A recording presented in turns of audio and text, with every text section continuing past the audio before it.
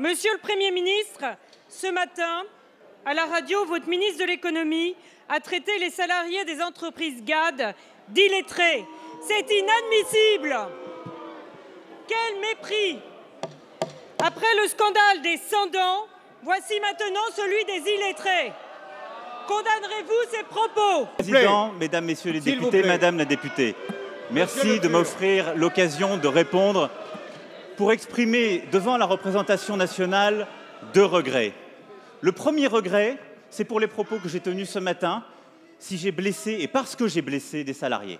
Et c'est inacceptable et ça n'est pas ce que je voulais faire.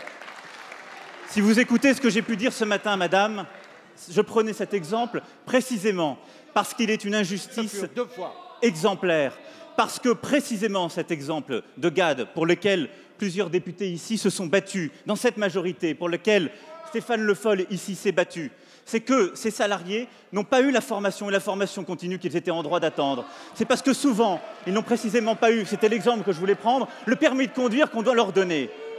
Et donc, mon premier regret, mes excuses les plus plates, elles vont à l'égard des salariés que j'ai pu blesser, que j'ai blessés à travers ces propos, et je ne m'en excuserai jamais assez. Mon action, elle sera pour eux, et c'est ce que je disais ce matin.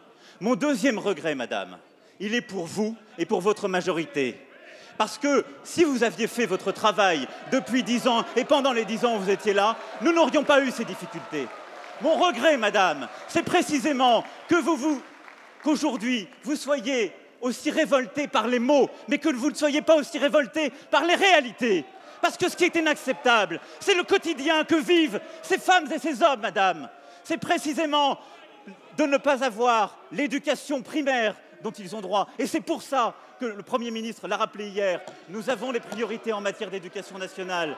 C'est de ne pas avoir la formation continue à laquelle ils ont droit. Et c'est pour ça que nous avons fait cette réforme de la formation continue qui va donner plus d'argent aux chômeurs, aux salariés les plus précaires. Et cette réforme, elle est essentielle et il faut aller plus loin. Et c'est pour ça, Madame, que nous irons plus loin, parce que les réformes que nous mènerons, ce seront pour eux, pour leur quotidien, parce qu'il doit être amélioré. Merci, Monsieur le Ministre.